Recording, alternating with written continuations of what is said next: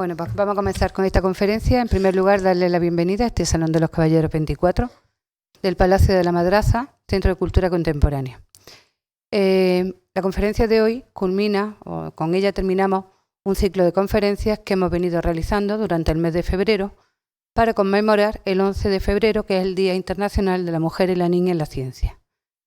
Hemos contado con 4 investigadoras, incluida Blanca, en las que, bueno, en sus conferencias pues nos transmiten o nos quieren transmitir, bueno, la parte de la investigación que realizan.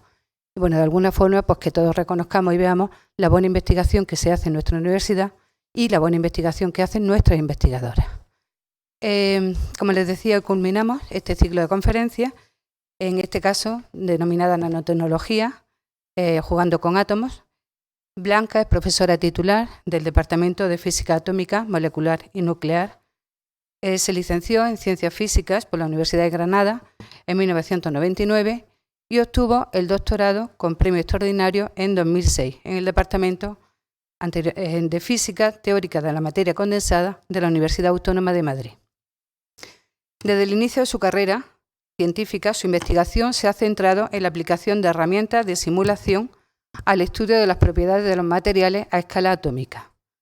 Tras una estancia postdoctoral de 2 años en el Comisariado para la Energía Atómica, en Grenoble, Francia, se incorporó a la Universidad de Granada como investigadora Juan de la Cierva. En 2014 recibió un contrato del prestigioso programa Ramón y Cajal y desde 2019, como les decía, es profesora titular de nuestra universidad.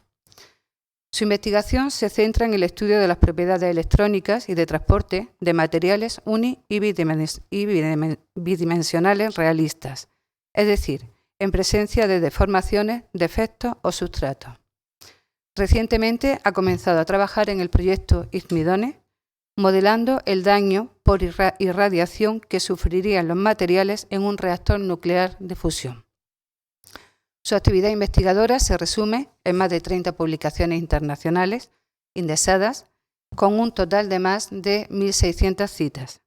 Ha formado parte de grupos de investigación en el que participan 3 países diferentes, en 25 proyectos de investigación internacionales y nacionales y ha realizado varias estancias de investigación en Francia y en Australia. Bueno, además de su parte investigadora, también es docente de nuestra universidad y también se dedica a la divulgación y gracias a ello, por eso nos encontramos aquí. Participa de manera habitual en actividades de divulgación que hacemos a lo largo del curso, en la Semana de la Ciencia, en ciclos de conferencias que tenemos dirigidas a institutos, tanto para alumnos de secundario como de bachillerato, y bueno, en prácticamente toda la actividad de divulgación que vamos programando, como les decía, a lo largo del año.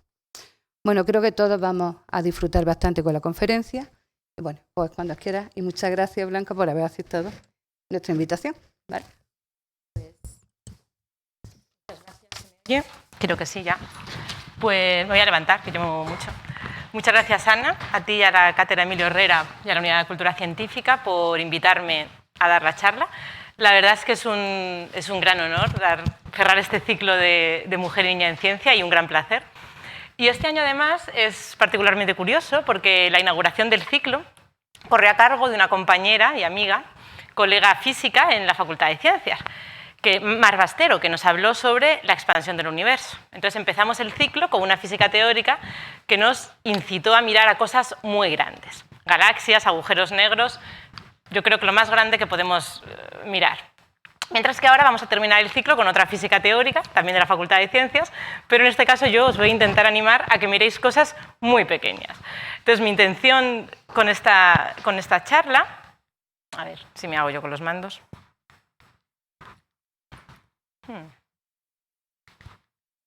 Que no está. ¿Antes ha ido, Mariby? No sé. Sí, antes ha ido, pero no sé si lo habré apagado sin querer.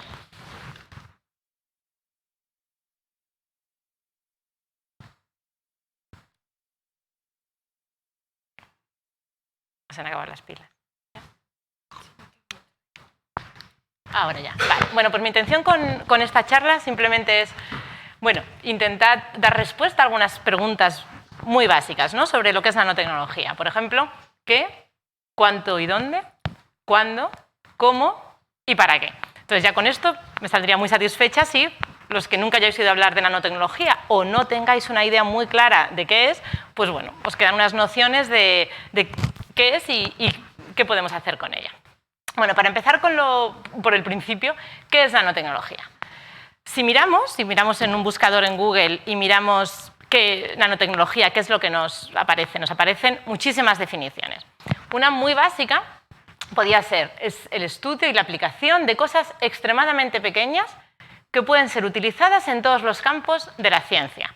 Química, biología, física, materiales, ingeniería, y veremos efectivamente cómo es un concepto, el de nanotecnología, esencialmente multidisciplinar, por la manera, por su propia concepción y por la cantidad de aplicaciones que tiene.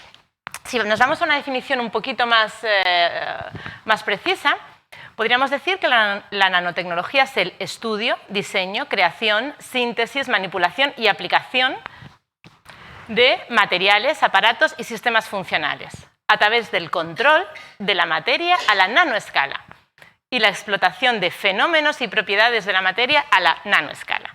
Bueno, ahí en esa frase está condensado muchísimo, porque estamos hablando desde diseño a estudio, a fabricación, a fenómenos y propiedades de la materia a la nanoescala.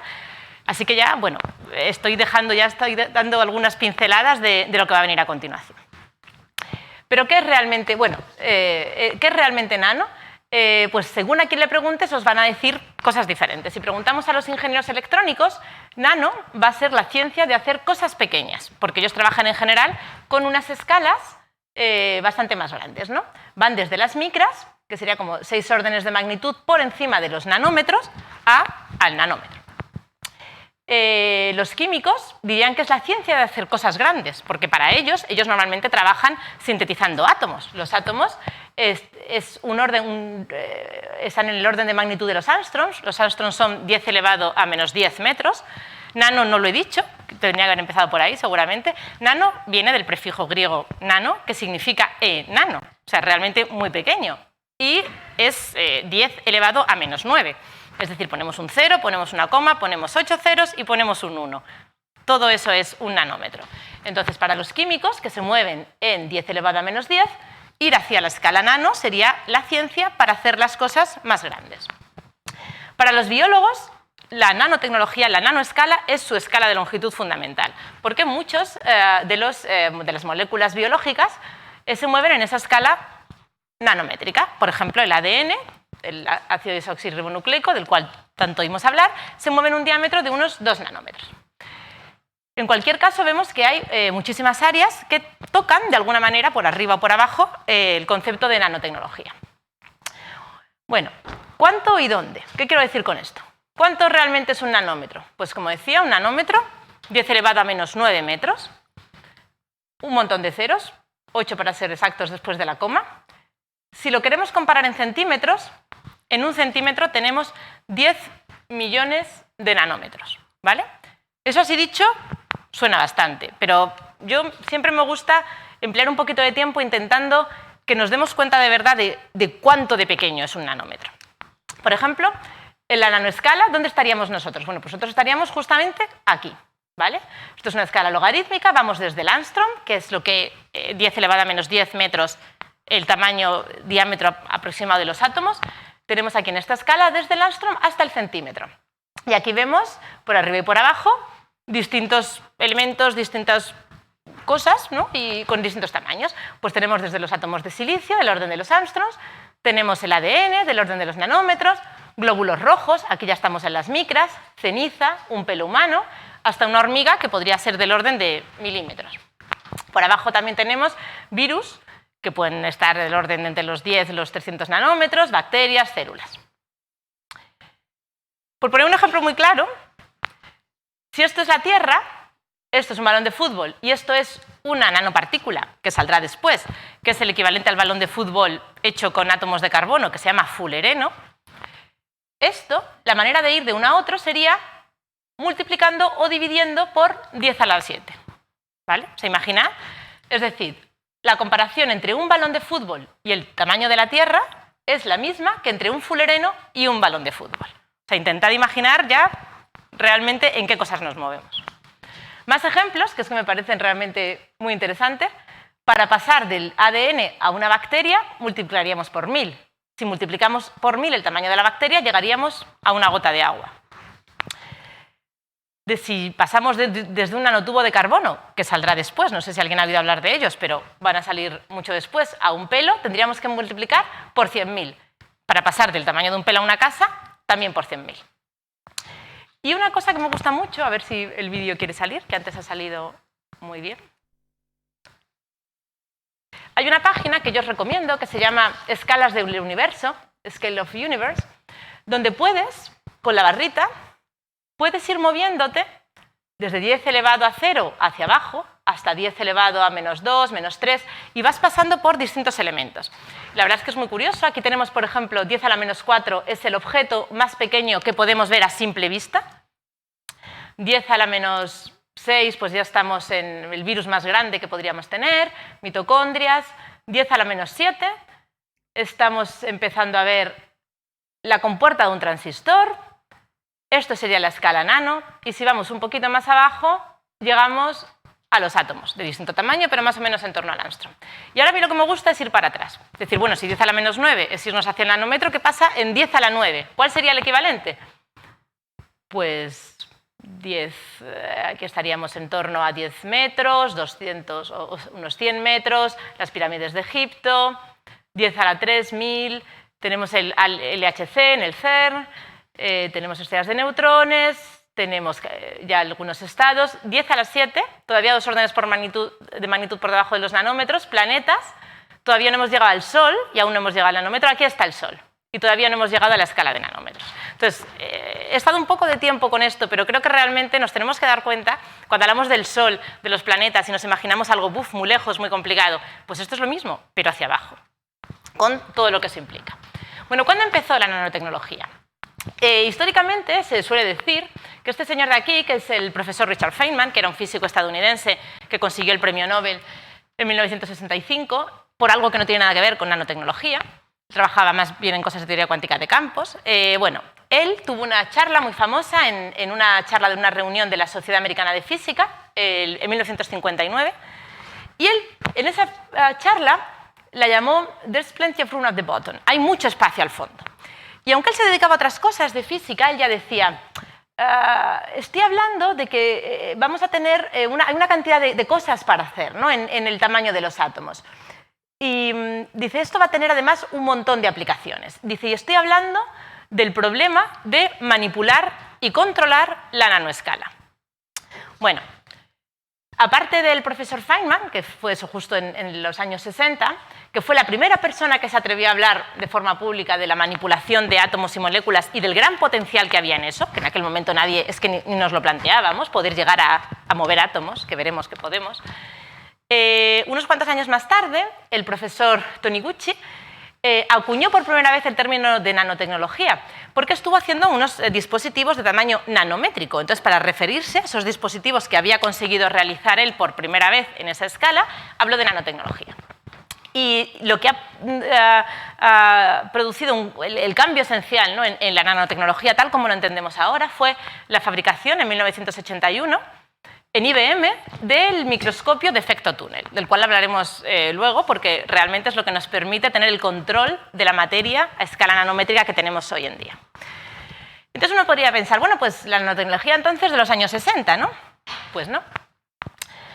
Hace muchos siglos que ya teníamos nanotecnología. Esto es la copa de Licurgo.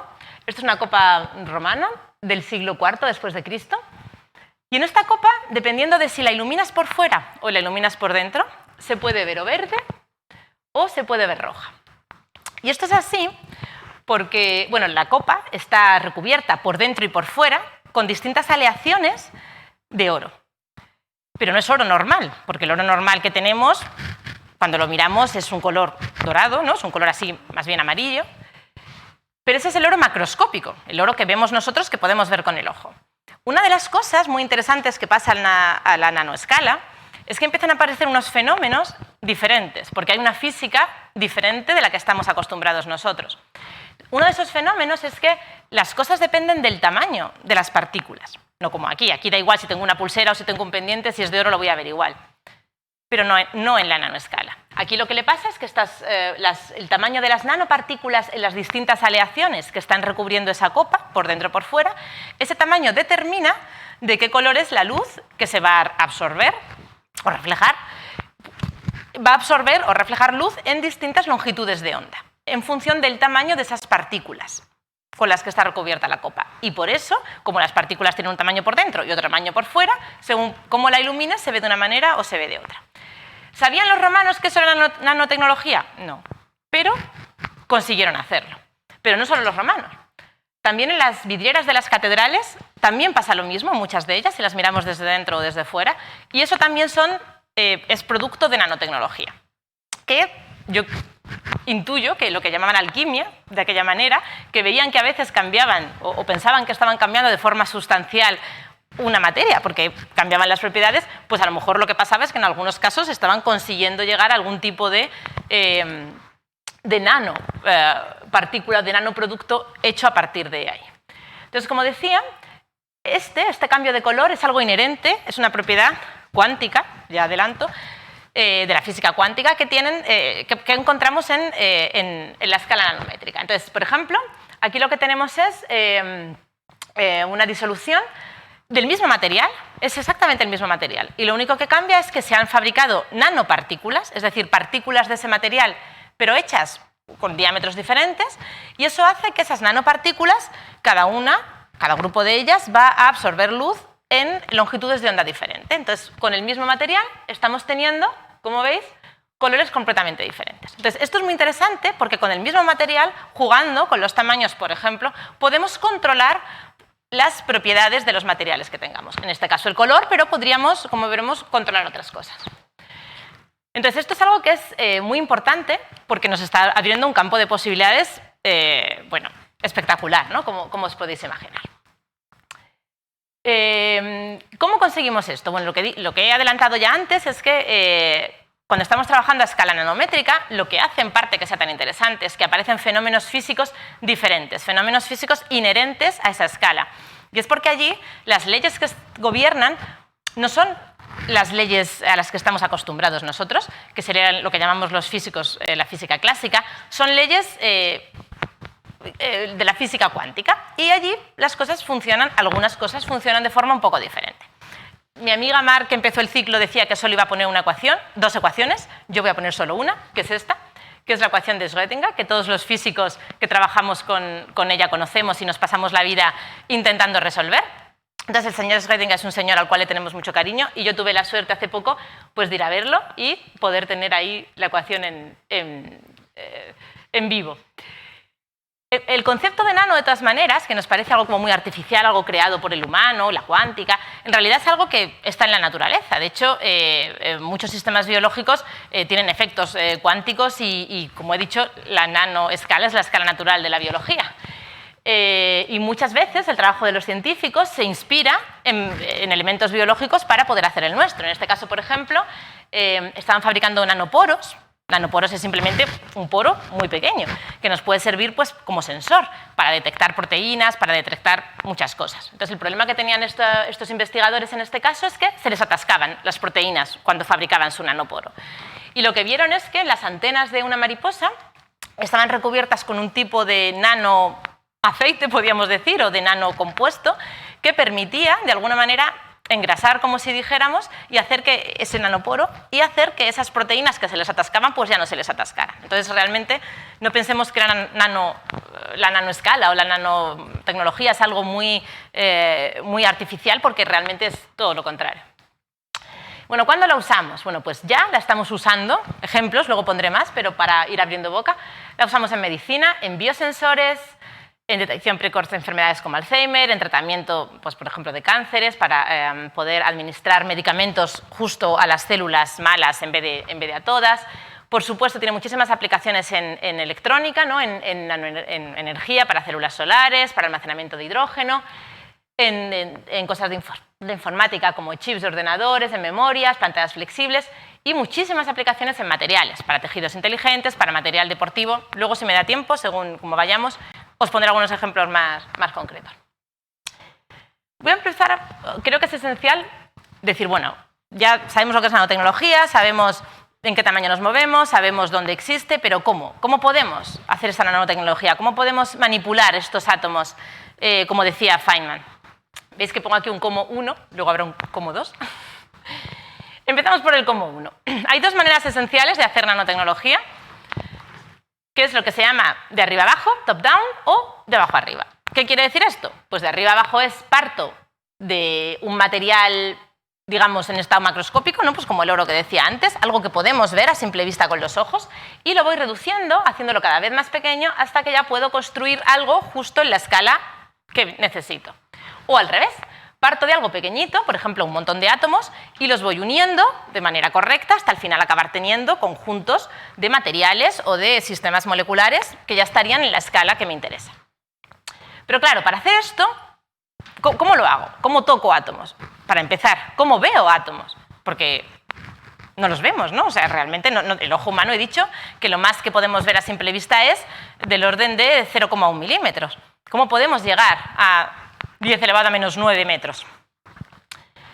Pues aquí es donde entra este microscopio del que os he hablado antes, que es el microscopio de efecto túnel, y que os decía que había sido realmente uno de los grandes avances, lo que ha permitido que la nanotecnología sea lo que es hoy en día.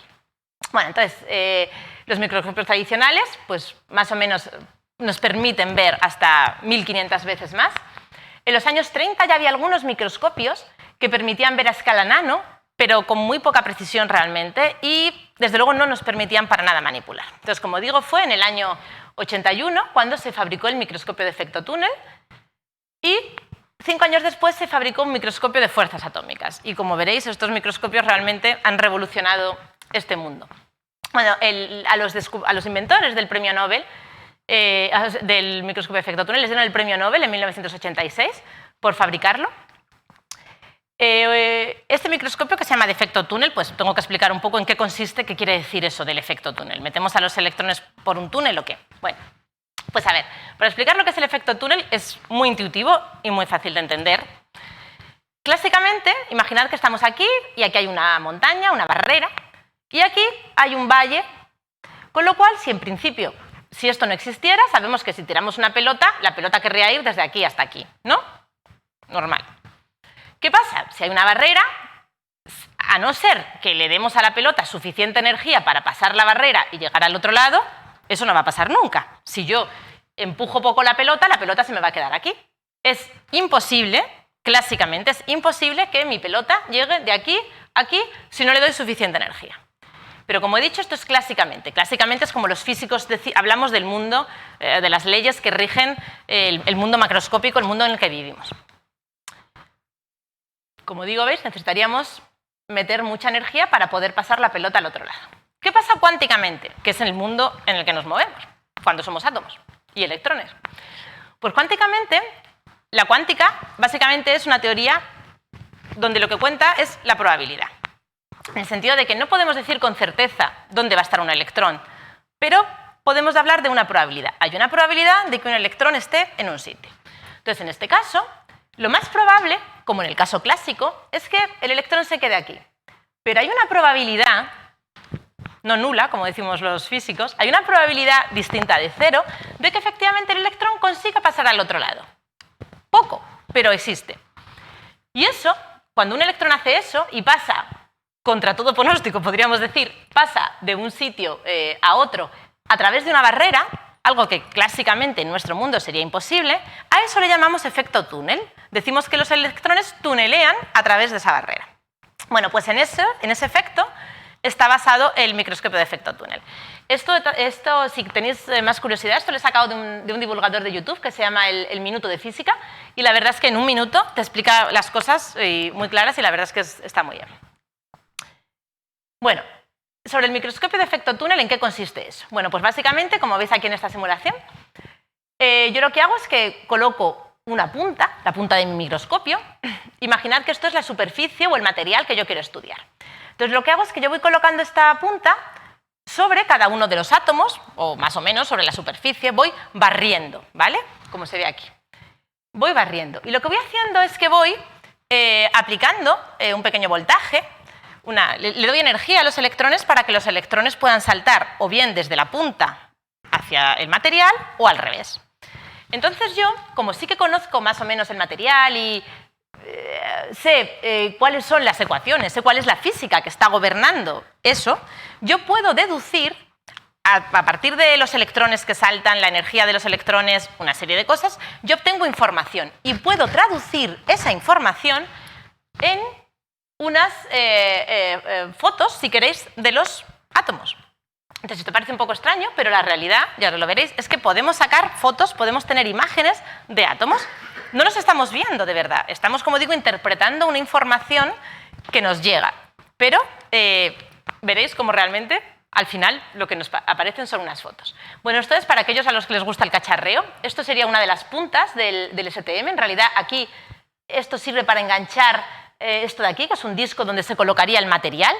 Fijaos que esto es enorme, o sea, esto no es nada nanométrico, pero claro, tenemos que manipularlo los humanos. Luego ya vamos a 10 a la menos 9.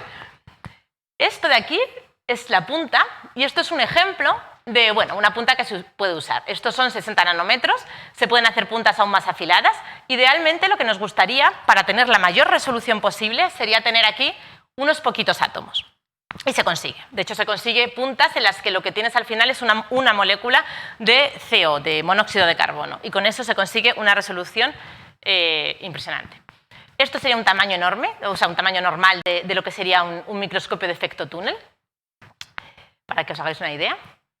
Y os quería contar un poquito, porque esto es una historia curiosa, y lo he titulado Spain is different, España es diferente.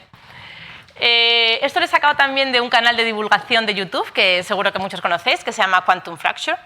Y el divulgador que lo lleva es un físico que estudió en la Universidad Autónoma de Madrid, que es donde yo hice el doctorado.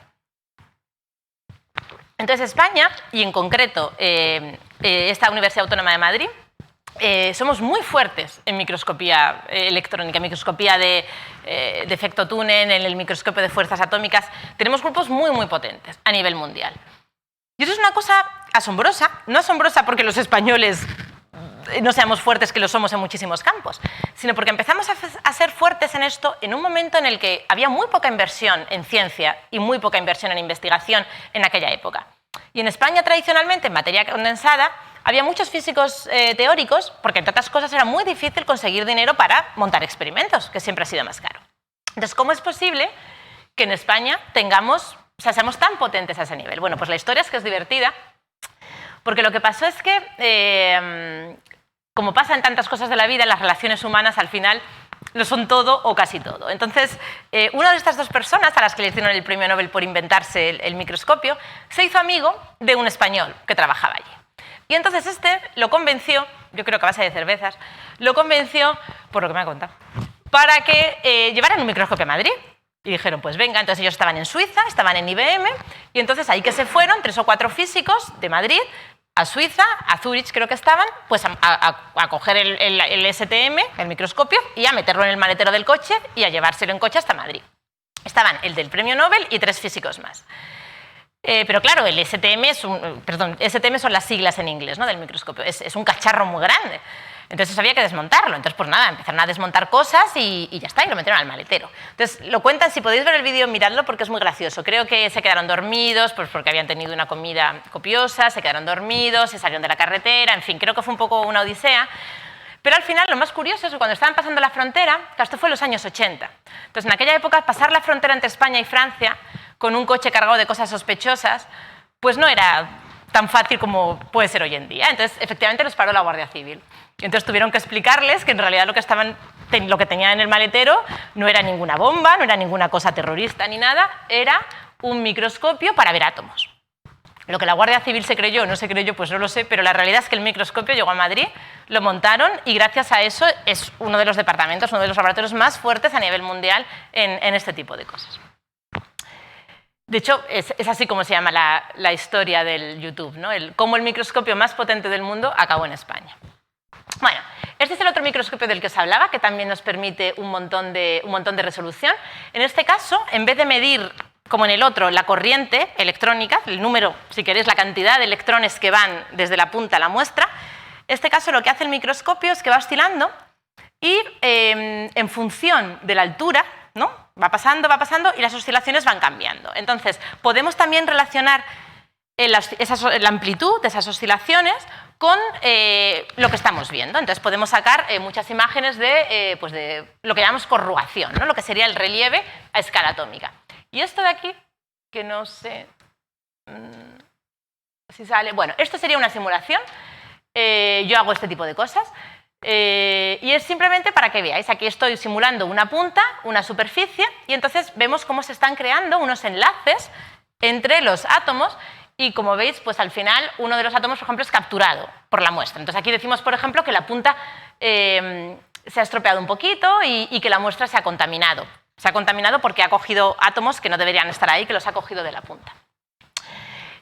Pongo esta portada, esta es la revista más prestigiosa que tenemos los científicos, la revista Nature, y este artículo, de un amigo mío, por eso lo pongo ahí, me hizo mucha ilusión, esto me parece que fue en el año 2007 o así, fue una portada de Nature, que esto es a lo más a lo que puede llegar un físico.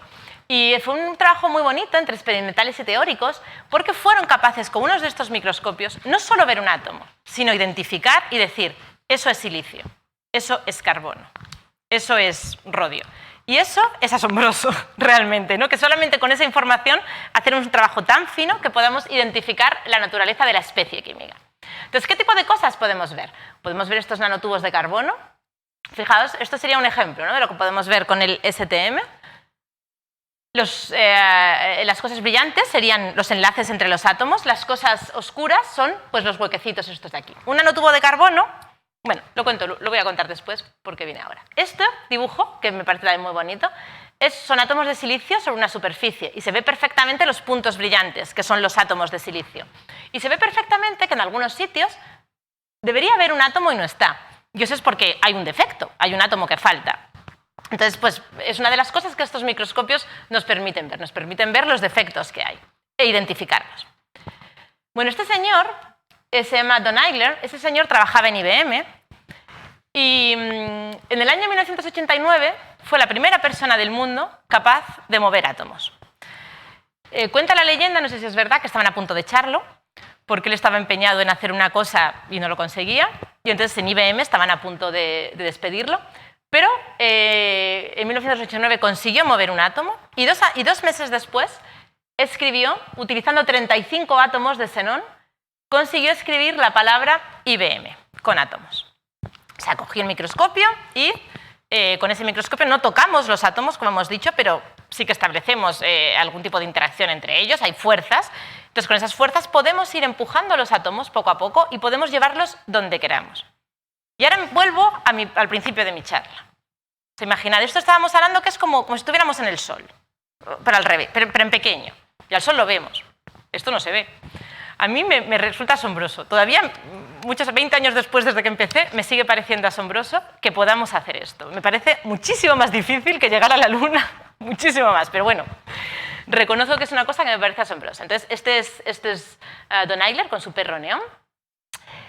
20 años después, para celebrar que hacía 20 años que se habían movido átomos por primera vez, la gente empezó a escribir cosas, ¿no? Entonces, por ejemplo, aquí escribieron, no sé si lo podéis leer, dice, si puedes leer esto, estás demasiado cerca. Fijaros la escala estamos 0 nanómetros, 5 nanómetros, o sea, realmente estamos en una escala pequeñísima. Bueno, este es Eigler, aquí está unos cuantos años más viejo con su STM, para escribir IBM, que eran 35 átomos, estuvo 22 horas. Hoy no, en 2009 el proceso hubieran sido 15 minutos. Pero unos cuantos años después, en 2003, IBM decidió hacer una película con átomos. Entonces hizo la película como se hacían los dibujos animados antiguos, ¿no? Tomar muchas fotos muy parecidas e irlas cambiando unas poquito a poco, unas detrás de otras, de modo que parezca que al final todo se mueve. Pues eso fue lo que hicieron. Cogieron 65 moléculas de monóxido de carbono, hicieron 242 imágenes, cada imagen tiene 45 nanómetros por 25 nanómetros, 25 de alto, 45 de ancho, y tardaron 2 semanas empleando 18 horas al día. Pero es una barbaridad, o sea, la cantidad de información que hay. Entonces hicieron esta película, que en 2013 consiguió el libro Guinness de los récords de la película más pequeña del mundo, porque está totalmente hecha con átomos. Y le llamaron Un chico y su átomo. Y también, pues si la queréis ver, la podéis ver en YouTube. Y ya está. Entonces, no parece que tenga ninguna cosa excepto que son átomos de 10 elevado a menos 10 metros. Es lo que somos capaces de realmente hacer lo que queramos con ellos, ¿no? Entonces, a mí me parece pues, muy asombroso. Para no enrollarme, el que quiera, pues podéis ver la película en YouTube. ¿Qué más cosas podemos hacer? Pues aquí, por ejemplo, podemos colocar ordenadamente pues, todos los átomos. Podemos, por ejemplo, intentar jugar con otras cosas. Por ejemplo, aquí, creo que esto también fue en IBM. IBM, por cierto, es una de esas empresas que invierte muchísimo dinero en investigación desde hace muchísimo tiempo y realmente son punteros. Pues ahora están con el ordenador cuántico, han estado con el microscopio de efecto túnel y es uno de esos ejemplos de inversión privada en ciencia que realmente da lugar a unos avances enormes. Entonces, por ejemplo, aquí lo que han hecho ha sido ir colocando, querían decir, bueno, ¿cuántos átomos necesitamos para poder tener un bit de información? Entonces, en este caso, iban colocando átomos de hierro ordenadamente y vieron que necesitaban un mínimo de 12 átomos de hierro para poder mantener información. Yo de información cuántica no sé nada, tenemos aquí en el público a alguien que sí que sabe, así que si queréis le preguntáis a ella, pero la realidad es que es una manera de jugar con átomos y decir, bueno, ¿qué puedo hacer con ellos? Pues en este caso, guardar información. ¿Qué más cosas podemos hacer? Tengo preparados varios vídeos, no sé cómo vamos de tiempo, pero por ejemplo, en este caso lo que se ve es una simulación y un experimento de cómo se crecen nanohilos. Nanohilos son simplemente hilos, cables en el nanomundo y hay muchas maneras de fabricarlos. Típicamente lo que tenemos es partimos de una partícula, está en un ambiente gaseoso, va cogiendo moléculas del gas que está en el ambiente y así va creciendo. Entonces, tenemos el experimento y tenemos también simulaciones que se pueden hacer para ver cómo va a salir. Estos son solamente imágenes, me parecen muy bonitas, de cosas que hay a escala nanométrica. Pues tenemos más nanohilos, muy desordenados, muy ordenados. Podemos utilizar los nanohilos como cables. Aquí tendríamos 2 electrodos y aquí hemos fabricado un nanohilo de plata para poder hacer circular la corriente.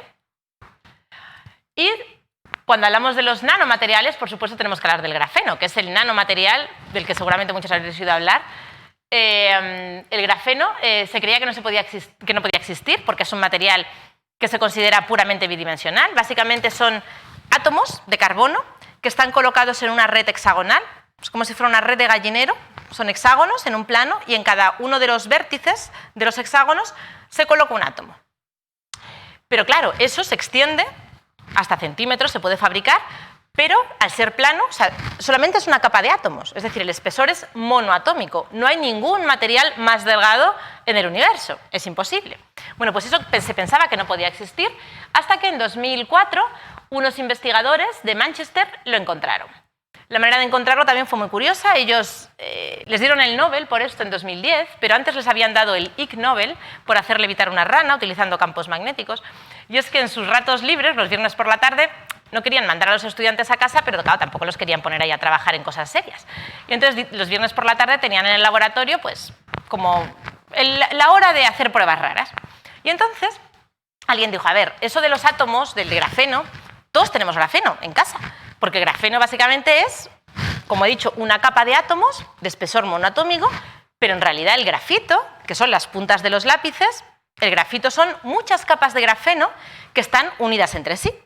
Lo que pasa es que el grafeno, los átomos que están en ese plano, esos hexágonos, los enlaces son muy fuertes y no se pueden romper.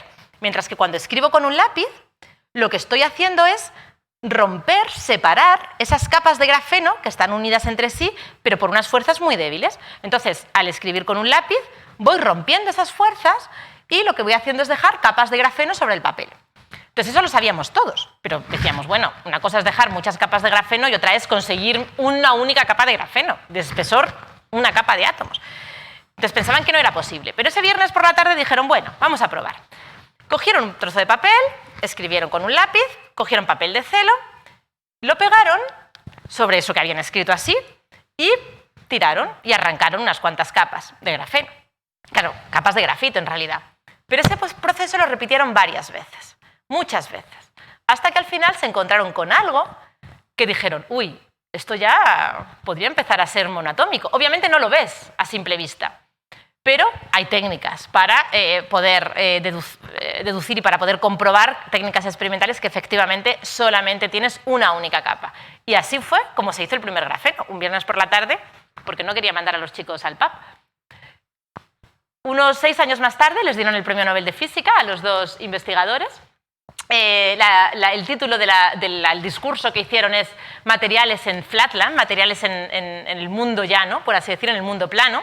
Y es verdad que a partir del grafeno ha surgido toda una generación de materiales bidimensionales con propiedades muy diversas que nos da muchísimo juego, literalmente, para poder construir muchas cosas. De todas maneras, el Nobel da mucha popularidad, pero nada como la televisión. Entonces, la prueba de que realmente el grafeno ha traspasado fronteras es que salió en un capítulo de Big Bang Theory, en el cual Sheldon, aquí el protagonista, pues está loco intentando entender por qué los electrones se comportan como si no tuvieran masa cuando viajan a través del grafeno, que es algo que efectivamente sucede, ¿no? Entonces, esto yo creo que ya es la prueba de lo realmente conocido que el grafeno ha llegado a ser. Bueno, además del grafeno hay toda una serie de materiales basados en grafeno. Es muy bonito porque es la familia entera, porque tenemos el grafeno, que es bidimensional, 2 dimensiones. Tendríamos el fullereno, que es el balón de fútbol que os digo. Es exactamente un balón de fútbol con los hexágonos y heptágonos o pentágonos que necesite, pero todo hecho de átomos de carbono.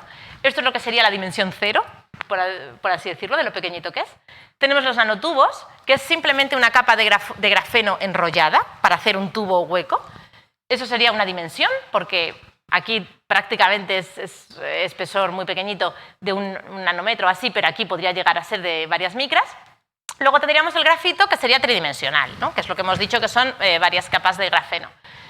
Y luego tenemos el carbono, el diamante, pero el diamante es otra cosa. Y el diamante es otra cosa porque cristaliza de una manera completamente diferente. Eso hace que los enlaces entre los átomos sean completamente distintos y su comportamiento pues es muy diferente al del grafito, que sería el otro tridimensional. Entonces, como digo, de un lápiz pueden salir al final todas estas cosas. Esto sería el plano de grafeno enrollado y, como veis, simplemente recortando y pegando podríamos obtener toda esta familia. Y estos materiales han sido estudiados desde hace muchísimo tiempo, desde los años 90 y antes, porque tienen unas propiedades especiales por ser nanomateriales.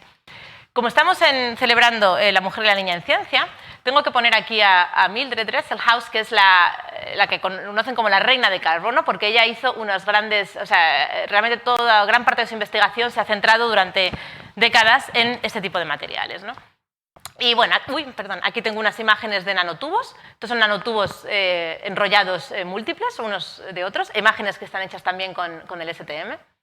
Y aquí quiero poner a Mildred, que murió hace unos años. La pongo aquí con 2 investigadores españoles muy famosos del Instituto de Tecnología de Massachusetts, del MIT. Y ellos se formaron en España, pero están trabajando en Estados Unidos, ¿no? Entonces es un ejemplo de esos talentos y cerebros que exportamos y que no vuelven porque allí realmente tienen las cosas que pueden hacer y realmente son gente que son absolutamente puntera a nivel mundial. Aquí tenemos el balón de fútbol. Esto es como lo veríamos con un STM. Aquí tenemos trocitos, cintas de carbono, vistas también con el STM. Estas cosas grises son serían los átomos de la simulación y ves cómo se corresponden perfectamente con lo que veríamos con uno de esos microscopios. Como os decía, gracias a que se aisló el grafeno, ha aparecido toda una familia de materiales también en 2 dimensiones, es decir, muy planos, una capa atómica o 2 o 3 como mucho, ya nada más. Y cada uno de esos materiales, el grafeno es metálico, pero hay otros, es un metal particular, pero hay otros que son semiconductores, hay otros que son aislantes. Entonces, con ellos podríamos tener muchísimo juego para ir creando, ¿veis? Como en el Lego, para ir creando distintas estructuras con las características que nos interesen en cada momento. Podríamos jugar, pues eso, apilándolos o colocándolos de forma en el mismo plano, jugando con varios, y con eso pues tenemos muchísimas posibilidades para diseñar lo que necesitamos. ¿Cómo podemos hacer eso?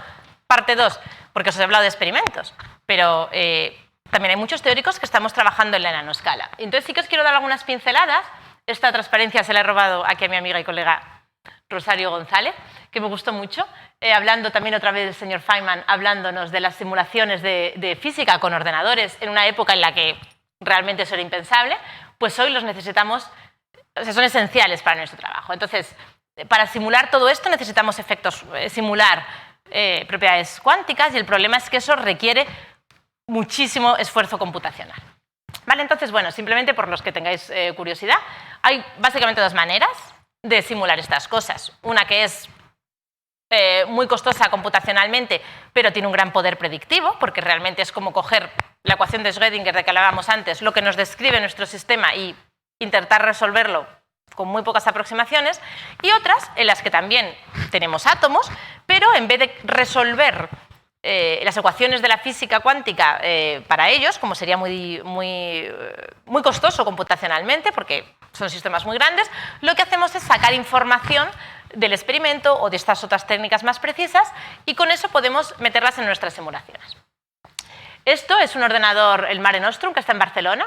Está en una capilla, en una iglesia, porque uno de los problemas de los superordenadores es que generan mucho calor y hay que mantenerlos fresquitos. Se acaba de inaugurar el siguiente, ya no cabe aquí, porque cada vez son más grandes.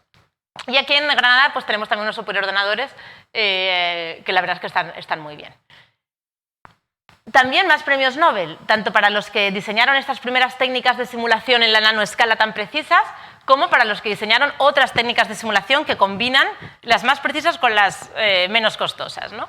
Y esos también fueron premios Nobel en distintos momentos, para que veáis que realmente la nanociencia, la nanotecnología, tiene un gran impacto a nivel académico. Y bueno, para alguien que tenga curiosidad, este es uno de mis ficheros de cómo yo trabajo. Básicamente lo que yo necesito es darle a mi programa de ordenador, decirle dónde tengo colocados mis átomos. En coordenadas X, Y, Z, igual que las coordenadas GPS, pues yo le digo dónde están mis átomos y cómo construir mi red de grafeno, por ejemplo, en este caso. Y ya está. Una vez un experimental me dijo, ¿cómo generas defectos? Porque yo estaba generando vacantes, ¿no? Átomos que faltan. Y él se pensaba que yo era experimental. Y me miró y me dijo, ¿cómo generas tus defectos? Y yo le miré y le dije, borro una línea en mi fichero. Y entonces fue cuando él se dio cuenta de que no era experimental. Y bueno, otro ejemplo de cosas que podemos hacer con simulación. Estos son dos trocitos de ARN y lo que estamos haciendo es ver cómo se podrían estirar, ¿no? Para intentar estudiar las interacciones entre las nucleobases. Y bueno, ya muy rápido, en los pocos minutos que me quedan, quiero contaros, para que veáis, algunas de las aplicaciones de nanotecnología que ya están hoy en día. Bueno, esta es Michelle Simmons, una investigadora de una universidad me parece que está en Sydney, en Australia, que fabricó el primer transistor de un solo electrón. Es decir, lo que hacía es coger unos electrodos, coloca en el centro un átomo, me parece que de silicio.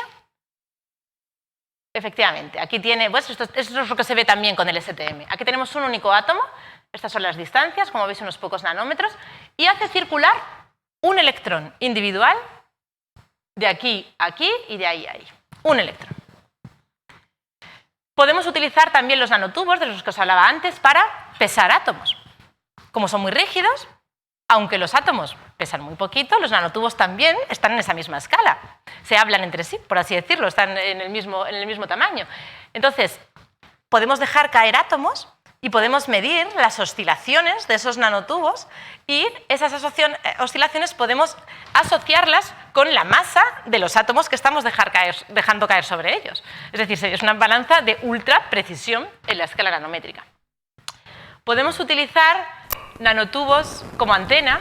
Estos lo hicieron con una radio y esto es lo primero que sintetizaron. Eso es un nanotubo actuando como una antena. Y esta fue una de las primeras cosas que sintetizaron utilizando el nanotubo como antena, la música de la Guerra de las Galaxias.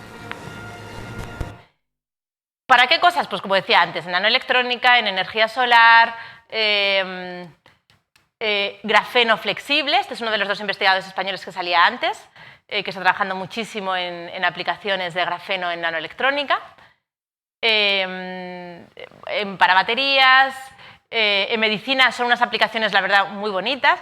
Al ser tan pequeño, y además el grafeno en particular es biocompatible, podríamos fabricar nanosensores de un tamaño tan pequeño que no los notáramos. Entonces, por ejemplo, para diabéticos, pues podrían tener un nanosensor de modo que les avisara con una app en el móvil, le dijera, oye, que necesitas tomarte la insulina ahora, por ejemplo. Para la detección de bacterias en los dientes, pues igual, gente que tenga propensión a que los dientes pues, les generan más caries, pues con esto sería una manera de decirle, oye, que ya te toca visita al dentista. un nanorobot para transportar fármacos a puntos internos del cuerpo. Esto recuerdo hace ya años verlo yo en un ratón, cómo le inyectaban unas células con unos nanotubos. Entonces el nanotubo hacía que esa célula fotosensible pudiera entrar dentro de la célula cancerígena, y como la célula era fotosensible, la que estaba pegadita al nanotubo, le metían ahí un láser y rompía, destrozaba la célula cancerígena.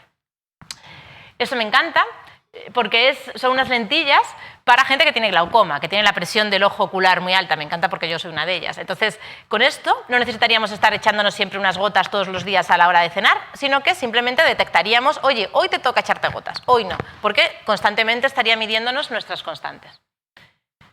Hay un montón de aplicaciones, esta es muy curiosa, pero existe ya. El grafeno tiene propiedades antibacterianas, entonces no deja que crezcan las bacterias que producen el mal olor. Entonces, a mí en algún congreso me han intentado vender por $20 unos calcetines que nunca olían mal, que estaban hechos con grafeno. Por ejemplo, para restaurar cuadros. Se utilizan también unas nanopartículas que nos permiten hacer restauración de cosas que de otra manera pues sería más costosa y más dañina. Y bueno, realmente hoy en día hay ya muchísimas aplicaciones, ya no os voy a aburrir porque me voy a salir de tiempo. Una de las primeras cosas que se utilizaron en materiales fue nanotubos de carbono para raquetas. Creo que Rafa Nadal utilizó una raqueta ya hace años con nanotubos de carbono. Y en general, bueno, con esto espero haberos dado una visión un poquito de lo que es la nanotecnología y de qué podemos hacer con ella, y espero vuestras preguntas. Muchas gracias.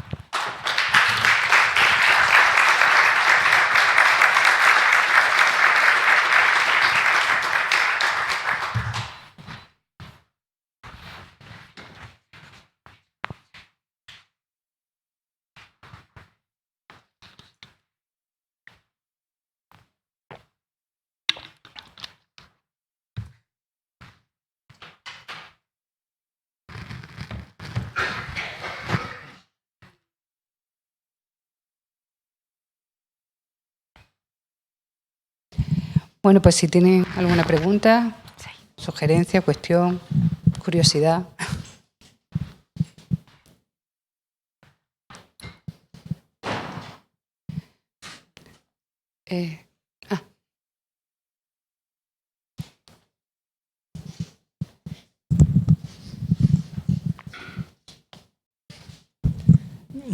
Que me gustaría saber si sabes cómo hacen para mover el microscopio tan poquito, o sea, para lograr mover el microscopio de átomo en átomo. A ver, saber, no, porque, a ver, es dificilísimo, o sea, en el sentido de que tienes que ser muy preciso. Ese cacharro que, es que se me da la presentación, pero cuando os he enseñado a propósito la foto del microscopio, todo eso que hay ahí tiene dos partes. Básicamente, una para hacer vacío, porque es verdad que para tener la mejor resolución posible necesitas poder ver eso en vacío para no tener contaminación. Y otra es toda la manera, de todo el mecanismo para poder moverlo, ¿no? Entonces, realmente, no querría decirte nada que no fuera verdad. O sea, yo creo que tienen deflectores, en fin, o sea, sé que es algo extraordinariamente complejo. Sé que usan un software, o sea, evidentemente no lo hacen a mano, sino que tienen un software que les permite ir moviendo Armstrong a Armstrong realmente. Y además, no es ya moverlo poco a poco, es, y si te vas con el microscopio, volver otra vez y localizar lo mismo donde estabas antes, ¿no? Para poder seguir haciendo tu medición. O sea, tienen sus maneras. Si estás interesado, es verdad, yo como teórica ahí no te puedo ayudar mucho, pero si quieres mirar, o sea, hay 1000 cosas en YouTube y seguro que hay algo que te explica exactamente cuál es el mecanismo. Pero no es trivial.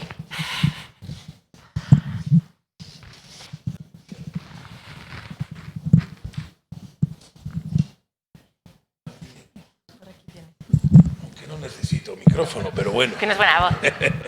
No, básicamente el grafeno se obtiene de algún mineral o se fabrica en laboratorio artificialmente. Una de las ventajas de estos materiales bidimensionales es que en general son muy baratos porque están en todas partes, y el grafeno más todavía porque grafeno es prácticamente grafito. Entonces, como decía, el primer grafeno se encontró del lápiz, o sea que eso podría ser minas de grafito, lo que quieras. Es verdad que esa manera de exfoliar genera grafeno con muy pocos defectos pero a nivel industrial no es viable. Entonces, lo que se hace, lo que se ha hecho ya desde el principio, desde que se descubrió, se genera por una cosa que se llama, a ver cómo se dice en español, depósito químico de vapor, creo que serían las siglas, Chemical Vapor Deposition. Y bueno, es una manera de poder crecerlo. O sea, ellos lo que tienen es carburo de silicio y lo meten en un gas, o sea, lo exponen a un gas y hay una reacción y entonces consiguen crecer, literalmente crece una capa de grafeno bastante perfecta. No tan perfecta como la del exfoliado, pero sí muy, muy perfecta. Con perfecta me refiero a que no tiene muchos defectos. Y eso ya sí que se puede exportar y utilizar para aplicaciones industriales. De hecho, hay muchísimas industrias que usan grafeno ya hoy en día. Muchísimas. No tanto para nanoelectrónica, que era lo que al principio se pensaba, pero para materiales, muchísimas. En España, muchas también.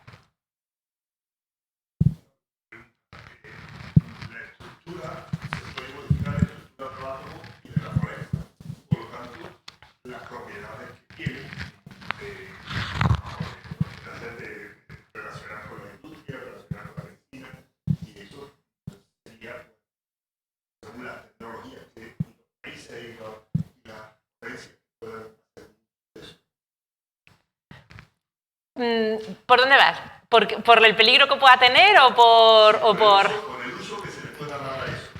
Sí, a ver, es como todo. Pero no tienes por qué irte a nanotecnología para ver que algo puede utilizarse mal, ¿no? Es verdad que ahora mismo, tampoco sé si lo publicitarían mucho, pero ahora mismo es verdad que no soy consciente de ninguna aplicación, digamos, perversa de la nanotecnología a propósito. De hecho, tenía preparada alguna transparencia fuera de programa, por si acaso salió alguna pregunta así, de los nanorobots que invaden el mundo. A ver, pues es verdad que puedes fabricar muchas cosas. Entonces, igual que puedes fabricar nanosensores para detectores de gases, ¿no? Pues supongo que podrías fabricar cosas que fueran tóxicas, por ejemplo, ¿no? Sí. ¿En qué países hay más desarrollo de esa tecnología? Pues básicamente los países pues, que suelen invertir más en ciencia y que suelen estar más desarrollados en casi todo. Pues en Estados Unidos, en Japón, en China, pero Europa, por ejemplo, uno de los motivos por los cuales ha habido un boom en todo lo que es el grafeno, la industria del grafeno, es porque Europa hace ya unos años financió con 1.000 millones de euros, me parece que es, ¿no? Un macroproyecto de grafeno de distintos países europeos todos y distintas empresas, estaba Nokia, por ejemplo. Y entonces eso le dio, o sea, esa inyección de dinero ha hecho que haya avanzado muy, muy rápido. Ha habido un gran progreso en todo eso. No sé si el grafeno es algo que podría llegar a sustituir las placas solares. O sea, el silicio que se usa en las placas solares. Es verdad que cuando salió el grafeno, porque una de las cosas que tienen, ¿por qué son tan espectaculares? No podía hablar mucho, pero ¿por qué son tan espectaculares estos materiales? Bueno, el grafeno tiene la velocidad de los electrones.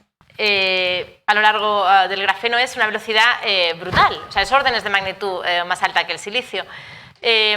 Aunque tengan defectos, los electrones no se enteran mucho, en fin, sería como el metal ideal, ¿no? Entonces sería estupendo, efectivamente, poder tener todos nuestros cables todo hecho de grafeno, porque además es barato, porque lo encontramos en la naturaleza.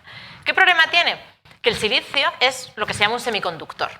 Es decir, tú en un silicio los electrones tienen una zona a nivel... Pensando energéticamente, tiene una zona donde les gusta estar y otra zona donde les gusta estar, pero para pasar de una a otra les tienes que aplicar energía. Entonces, por eso podemos usar interruptores de la luz, ¿no? Porque usamos semiconductores, entonces cuando quiero apagar, corto esa energía y ya está. En los metales no puedes hacer eso, en los metales siempre vas a tener los electrones fluyendo. Entonces, el problema del grafeno es que justamente no era un metal.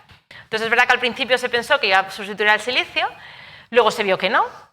Luego la gente empezamos, los científicos, a intentar hacer semiconductor el grafeno y al final optamos por algo más inteligente, que es buscar materiales similares que tengan unas características pues, que conduzcan también muy bien y la carga eléctrica pueda pasar también muy rápido, pero que sí que tengan esta zona prohibida para los electrones para que sí que podamos usarlos. Entonces, efectivamente, muchas de las placas solares que hay hoy en día, algunas de ellas ya se estaban utilizando en materiales bidimensionales a escala nanométrica, porque son más eficientes que el silicio para captar energía y transformarla en energía eléctrica. Sí. Has comentado antes que a partir de un determinado tamaño nano hacia abajo aparecían problemas cuánticos o mezclados con la cuántica. No sé si lo he entendido bien. Era justo en el apartado de donde hablaba del bit de información, donde colocábamos átomos de hierro juntos. Ahí el problema, el problema ahí es que efectos cuánticos hay siempre, pero cuando tienes demasiados pocos, o sea, cuando pasas, digamos, un cierto número, ya tendrías, digamos, un estado, o sea, todos los electrones de los distintos átomos, digamos, van a hablarse entre ellos, por así decirlo, y van a ser, por así decirlo, en un estado estable, ¿vale? Entonces, quizá el problema ahí es que si pones demasiado poco, la cosa no esté tan clara, ¿no? Entonces no puedas realmente mantener esa información. Pero efectos cuánticos es verdad que sí que hay. Las historias cuánticas funcionarían en otro estadio. Seguiría estando, pero es verdad que necesitarías, para este caso concreto, es que es un caso concreto especial, ¿no? Porque estamos hablando de spines y si quieres contribuir en algo. Pero, o sea, los efectos cuánticos están, pero es cierto, por ejemplo, uno de los problemas, entre comillas, que pueden tener cuando estamos trabajando en cuántica es que la ley de Ohm que tenemos en física clásica realmente no aplica. Entonces, con menos desorden puedes tener una resistencia eléctrica muchísimo más alta, ¿no? Entonces necesitas irte a unos números de electrones, si quieres, más grandes para que esos efectos no los tengas. Entonces yo creo que por ahí ese es el problema que pueden estar teniendo, que pierden la información. Sí, es otro mundo de funcionamiento. Es otro modo, sí, otro modo. O sea, sí, más o menos. Perfecto.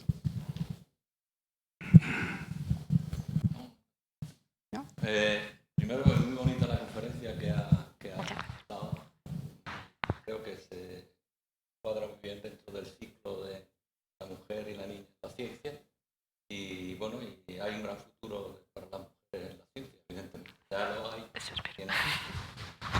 Hay una cosa que quería comentar. El grafeno se conoce desde hace muchísimos años. Se conoce desde hace muchísimos años porque se conoce la estructura del grafito. El grafito está formado por capas grafénicas. Lo único que no se sabía era cómo separar esas capas grafénicas. Y bueno, estas personas eran rusos. Son rusos, pero ciudadanos ingleses. En Inglaterra. Bueno, pues pudieron separar las capas. Una pregunta que te iba a hacer. La lámina de grafeno es muy inestable, químicamente muy inestable. Tiende a oxidarse y forma el óxido de grafeno. Y hoy por hoy, el grafeno, ¿cuántas láminas de grafeno son? De láminas de átomos de carbono son, porque había entendido que el grafeno hasta 2, 3 capas se consideraba lámina de grafeno, ¿no? Depende de para qué. O sea, es verdad, de hecho me gusta mucho la puntualización de lo de que el grafeno existía. De hecho, a mí no me gusta decir se descubrió el grafeno, porque efectivamente el grafeno estaba, y me gusta decir se aisló.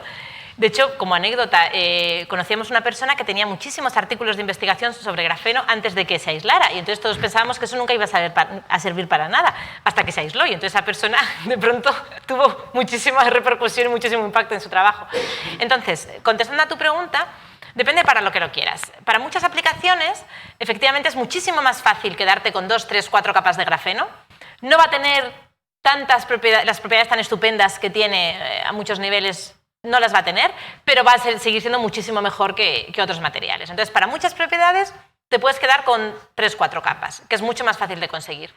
Para otras sí que necesitas tener una única capa y sí que se consigue. Es verdad que es menos estable que otras cosas, también es más estable que otras, ¿no? Depende también de con qué otro material lo compares. Pero es verdad que tiende a pegársele todo. Ciertamente, porque por eso precisamente es tan fácil, o sea, tiene esos enlaces pi que salen de los átomos, que son los que hacen que se unan las capas. Pero en unas condiciones adecuadas sí que puedes conseguir tener una única capa. Y de hecho, para medir algunas cosas físicas relativistas, que es una de las cosas interesantes del grafeno, que puedes hacer experimentos relativistas en la mesa del despacho, ¿no?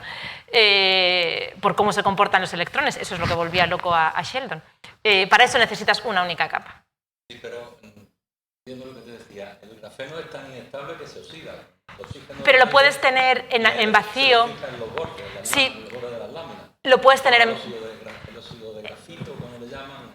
pero puedes hacerle un tratamiento, o sea, lo puedes tener en atmósferas inertes, lo puedes colocar en vacío, en ultra alto vacío, depende para lo que lo quieras. Por ejemplo, evidentemente para nivel industrial, con trabajar con, efectivamente, con óxido de grafeno, ¿perdón?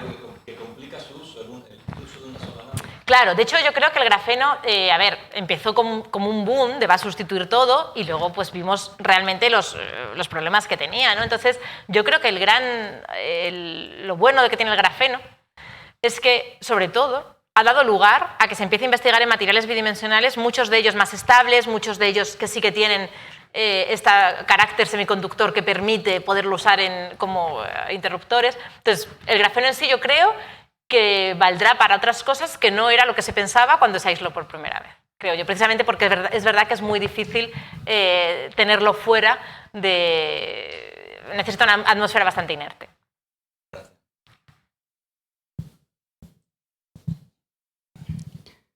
¿Alguna pregunta? ¿No? ¿No te animas? Aquí va a preguntar cosas que se han respondido un poco a lo largo de un poco saber si las actividades de electrones sin masa en el grafeno. Imaginamos qué tipo de aplicación tiene.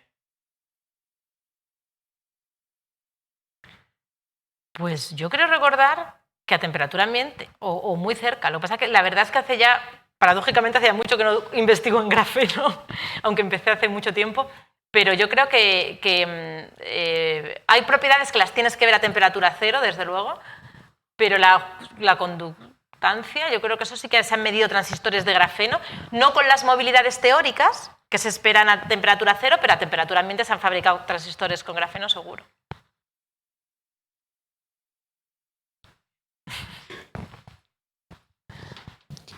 Muy bien, bueno, pues si no hay ninguna pregunta más, pues muchísimas gracias a todos por su asistencia y muchísimas gracias, Blanca, por tu excelente conferencia.